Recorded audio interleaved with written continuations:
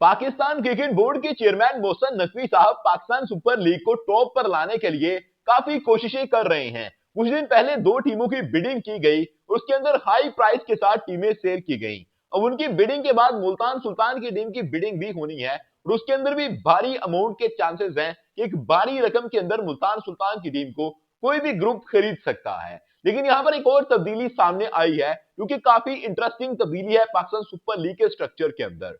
पिछले 10 साल के अंदर हमने ये देखा कि पाकिस्तान सुपर लीग के अंदर ग्रुप्स बनाए जाते थे प्लेयर के और उनको कुछ स्टेजेस के अंदर, कुछ कैटेगरीज के अंदर डिवाइड कर दिया जाता था और उनको यहां पर डिवाइड करने के बाद उनकी कीमतें डिसाइड कर दी जाती थी कि इतनी इतनी कीमत के अंदर ये प्लेयर जाएंगे। लेकिन इस दफा मोहसिन नकवी साहब ने एक और चीज के अंदर इंटरेस्ट शो करवाया है और कल लेट नाइट तक मीटिंग होती रही है। उस लेट नाइट तक चलने वाली मीटिंग के अंदर तकरीबन ये फैसला हो चुका है कि अब टीमों के ऑक्शन कराए जाएंगे, प्लेयर्स के ऑक्शन कराए जाएंगे। प्लेयर्स किस ऑक्शन के अंदर क्या होगा और किस तरह से प्लेयर्स सेल होंगे वो मैं आपको बताता हूं। असल के अंदर आपने आईपीएल के अंदर देखा होगा कि आईपीएल के अंदर किस तरह से प्लेयर्स की बोली लगती है, उसी तरह से सेम पाकिस्तान सुपर लीग के अंदर भी अब प्लेयर्स की बोली लगने वाली है। पहले टीम मालिकान इस चीज के ऊपर नहीं मान रहे थे। अभी कुछ दिन पहले एक यूनिवर्सिटी के अंदर लाहौर कलंदर के एक मीटअप था, लाहौर कलंदर का एक सेमिनार सा था, उसके अंदर भी बात की गई तो उनके जो ओनर है राणा साहब, उन्होंने कहा कि हम प्लेयर्स को खरीदें, ये थोड़ा सा ऐसे लगता है कि अनफेयर है क्योंकि ये प्लेयर्स हमारे लिए फैमिली की तरह है, तो इनकी बोलियां लगाना ठीक नहीं है।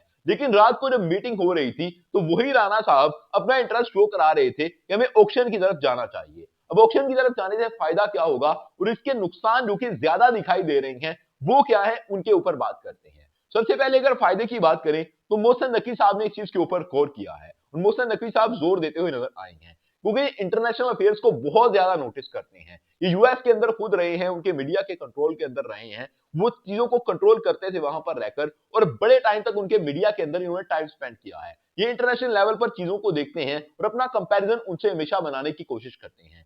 तो मोहसिन नकवी साहब ने कहा कि प्लेयर्स जो कि बाहर से आ रहे होते हैं और जो पाकिस्तानी प्लेयर्स हैं उनको पैसा पाकिस्तान सुपर लीग के अंदर इस तरह से कम मिलता है अगर इनको कैटेगरीज के अंदर डिवाइड कर दिया जाता है, तो इससे बेहतर ये है कि हम इनको ऑक्शन के जरिए से सेल करें, प्लेयर्स की बोली लगे, इनको भारी रकम मिलेगी क्योंकि बाहर की जो लीग्स हैं उनके अंदर ज्यादा पैसा बनता है, पाकिस्तान सुपर लीग के अंदर कम पैसा बन रहा होता है प्लेयर्स को, तो इस वजह से प्लेयर्स आने को तरजीह भी कम देते हैं।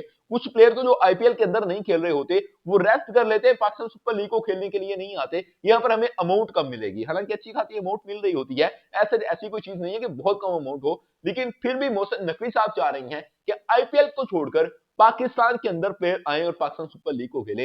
ये हमारा अगला मिशन है और इस दफा आईपीएल के मुकाबले के अंदर पाकिस्तान सुपर लीग करवाई जाएगी, ये फिर से बता दिया गया है।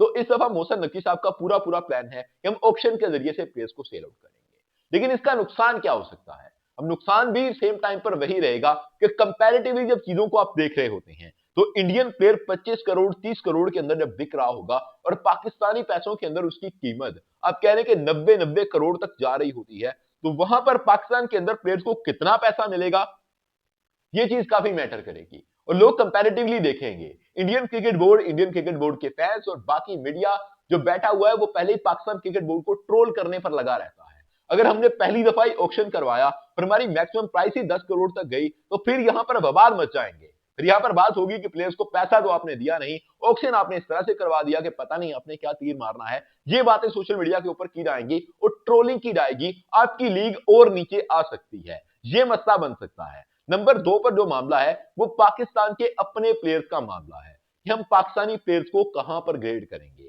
पाकिस्तान के प्लेयर और इंटरनेशनल प्लेयर का जब मुकाबला कराया जाता है तो पाकिस्तान के प्लेयर हमेशा नीचे नजर आते हैं। या बाबर आजम जिनकी पाकिस्तान के अंदर बहुत ज्यादा हाइप है, मोहम्मद आमिर की बहुत ज्यादा लीग्स के अंदर हाइप रहती है, उनको हम कहां पर रखेंगे? ये बड़े मामलात रहेंगे कि अगर फॉरेन प्लेयर आ रही हैं, मिसाल के तौर पर कोई बड़ा गोरा प्लेयर है वो पाकिस्तान के अंदर खेलने के लिए आ जाता है, उसके मुकाबले के अंदर बाबर आजम है, तो दोनों में से किसकी प्राइस ज्यादा होगी? लोग कंपैरेटिवली चीजों को देखेंगे तो अनफेयर ना हो रही चीजें, ये मामला जरूर रहेंगे। और अगर अगली बात करें तो वो मामला भी काफी गंभीर रहेगा कि आपने टीम्स को पैसा किस तरह से बचाकर देना है। जो टीम मालिकान है वो तो पहले ही कह रहे थे कि हमारे पैसे नहीं बच रहे और मुल्तान सुल्तान के ओनर ने तो खरबों का क्लेम कर दिया था कि मेरे खरबों रुपए पाकिस्तान सुपर लीग के चक्कर के अंदर जाया हो गए, हमारा पैसा डूब गया इस लीग के अंदर।